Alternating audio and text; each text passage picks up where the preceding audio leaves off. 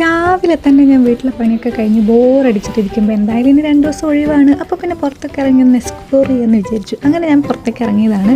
ഇന്ന് അത്യാവശ്യം നല്ലൊരു വെതർ ആയതുകൊണ്ട് പുറത്തേക്ക് ഇറങ്ങാമെന്ന് വിചാരിച്ചു. ഇല്ലെങ്കിൽ എനിക്ക് ഭയങ്കര മടിയാണ്. ഇവിടുത്തെ തണുപ്പും കാര്യങ്ങളൊന്നും ഞാനായിട്ട് അധികം അങ്ങ് സൗഹൃദത്തിലല്ല. അപ്പോൾ അതുകൊണ്ട് ചിലപ്പോൾ അത് തെറ്റിപ്പോവും, ചിലപ്പോൾ ശരിയായിപ്പോവും. അപ്പം ഇത് നമ്മുടെ സിറ്റി സെൻറ്ററിൻ്റെ ഏകദേശം അടുത്ത് വരുന്ന പ്രസ്റ്റണിലെ ഒരു ഷോപ്പിംഗ് മോളിലേക്കാണ് ഇന്നത്തെ എൻ്റെ പ്ലാൻ പോകാനുള്ളത്. അപ്പം സാധനങ്ങൾ പ്രത്യേകിച്ചൊന്നും വാങ്ങിക്കാനോ കാര്യങ്ങളോ ഒന്നും എനിക്ക് പ്ലാനൊന്നുമില്ല. ചുമ്മാ കയറുന്നു, സാധനങ്ങൾ കാണുന്നു, ഒരു ദർശനസുഖം മോഡാണെന്ന് എനിക്കുള്ളത്. ചുമ്മാ വീട്ടിലിരുന്ന് ബോറടിച്ചപ്പോൾ പിന്നെ എല്ലാവരെയും കാണാം, ഷോപ്പൊക്കെ കാണാമെന്ന് വിചാരിച്ചു. അങ്ങനെ ഇറങ്ങിയതാണ്. ഇതാണ് സെൻറ്റ് ജോർജ് മോള്. നമ്മുടെ പ്രസ്റ്റണിലുള്ള മിക്ക ആൾക്കാരും ഈ 2 മോളിൽ നിന്നൊക്കെ ആയിരിക്കും മിക്കവാറും ഷോപ്പിംഗ് ഒക്കെ നടത്തുന്നത്. ഒന്ന് പ്രൈമാർക്ക് എല്ലാവരും കേട്ടിട്ടുണ്ടായിരിക്കും. പ്രൈമാർക്കുള്ള ഒരു മോളുണ്ട്, പിന്നെ ഈ മോളുണ്ട്. അപ്പം ഫസ്റ്റ് നമ്മൾ ഇവിടെ നിന്ന് തന്നെ തുടക്കം കുറിക്കാമെന്ന് കരുതി. നല്ല കുറേ നാൾ നമ്മൾ വീട്ടിലിരുന്ന് അല്ലെങ്കിൽ വർക്കിനൊക്കെ പോയിട്ട് പെട്ടെന്ന് പുറത്തേക്കൊക്കെ ഇറങ്ങിയ ആൾക്കാരൊക്കെ കാണുമ്പോൾ ഒരു പ്രത്യേക ഒരു പുറത്തൊക്കെ ജീവിക്കുന്നവർക്കാണെങ്കിൽ അതിൻ്റെ ഒരു ഫീൽ ശരിക്കും മനസ്സിലാവും. അപ്പോൾ അതിന് വേണ്ടി ഞാൻ 4 ആൾക്കാരെ കാണാൻ വേണ്ടി ഇറങ്ങിയതാണ്. ഈ ഹോസ്പിറ്റലിനുള്ളിൽ മാത്രം വർക്ക് ചെയ്ത് ഈ സാധാരണ ആൾക്കാരെ എങ്ങനെയാണെന്നുള്ളത് ഞാൻ മറന്നുപോയി.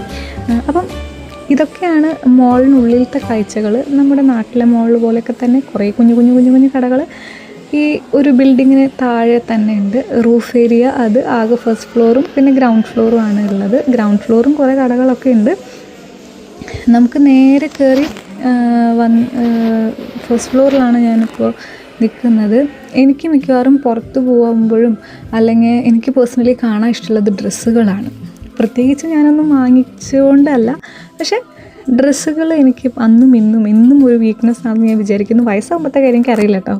അപ്പോൾ ഡ്രസ്സുകൾ കാണാനും അതിൻ്റെ പാറ്റേൺ നോക്കാനും അതിൻ്റെ ഫാബ്രിക് കാണാനൊക്കെ ആയിട്ടാണ് ഞാൻ ഇന്ന് ഈ കോലത്തിൽ ഇവിടെ ഇറങ്ങിയിട്ടുള്ളത്.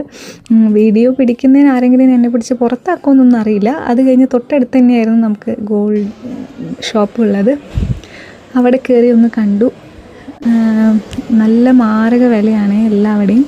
അപ്പം അതുകൊണ്ട് ഓരോരോ ഷോപ്പിൽ വഴിയിൽ ഇങ്ങനെ കയറി വില നോക്കുന്നു, തിരിച്ചു വെക്കുന്നു. അത് നമ്മൾ സ്വാഭാവികം, എല്ലാ മലയാളികളും ചെയ്യാറുള്ള കേസ് തന്നെയാണ്.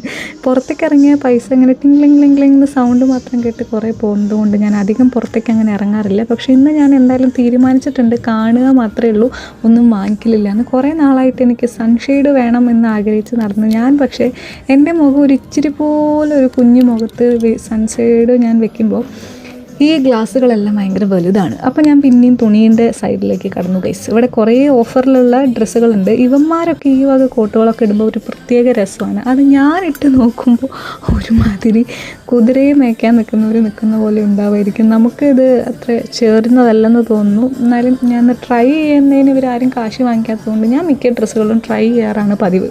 അതിൽ നിന്ന് കിട്ടുന്ന ഒരു ആനന്ദം അതങ്ങനെ ഒരു ഭ്രാന്തുള്ളവർക്ക് അറിയാൻ പറ്റൂ ഗൈസ്.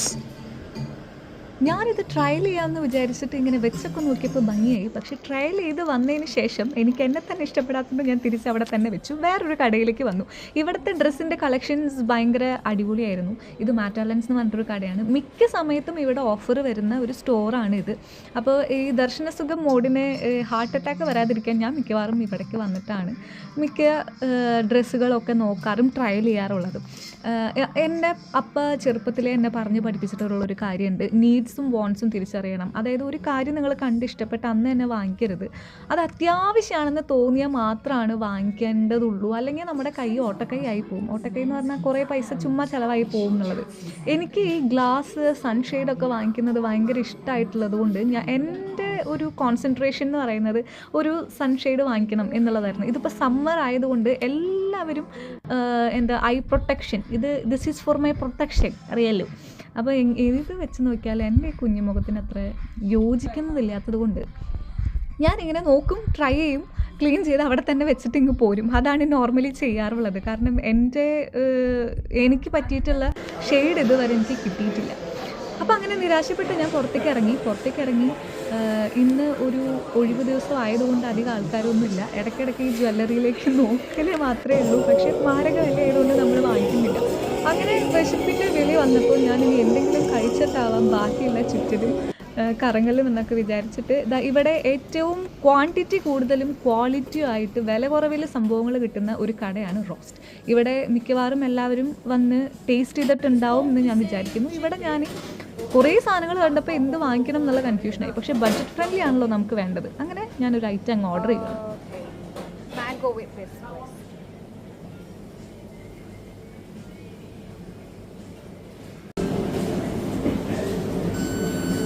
ഞാൻ നേരത്തെ പറഞ്ഞതുപോലെ പുറത്തിറങ്ങുമ്പോൾ ഈ ബീ ക്ലിങ് ക്ലിങ് സൗണ്ടൊക്കെ എനിക്ക് വളരെയധികം കൂടുതലായിട്ട് എൻ്റെ ഫോണിൽ കേൾക്കും. അതുകൊണ്ട് തന്നെ എനിക്ക് ഭയങ്കര സങ്കടമുള്ളൊരു കാര്യമാണ്. പക്ഷേ അതിനൊപ്പം എനിക്ക് സന്തോഷമുള്ളൊരു കാര്യമാണ്. എനർജി ആണല്ലോ.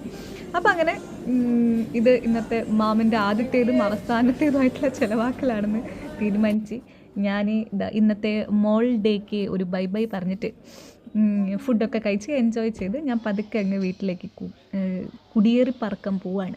അപ്പോൾ ഇങ്ങനെ ഒരു ഫ്രീ ടൈം ഒക്കെ കിട്ടുമ്പോൾ അല്ലെങ്കിൽ ഒരു ദിവസം ഓഫ് 2 ദിവസം ഓഫൊക്കെ കിട്ടുമ്പോൾ വീട്ടിൽ തന്നെ ചടഞ്ഞു കൂടി ഇരിക്കാതെ ഒന്ന് പുറത്തൊക്കെ പോയി ആൾക്കാരൊക്കെ കണ്ട് സ്ഥലങ്ങളൊക്കെ കണ്ട് ആസ്വദിച്ച് അപ്ഡേഷനൊക്കെ കിട്ടി നമ്മുടെ ചുറ്റും എന്താ നടക്കുന്നത്, നമ്മുടെ അഴുത്തൊക്കെ എന്താ നടക്കുന്നത് എന്നുള്ളതൊക്കെ എല്ലാവരും കണ്ട് മനസ്സിലാക്കണം. എങ്കിലേ നമുക്ക് നാളത്തേക്ക് ഒരു പ്ലാനിങ് ചെയ്യാൻ പറ്റുള്ളൂ.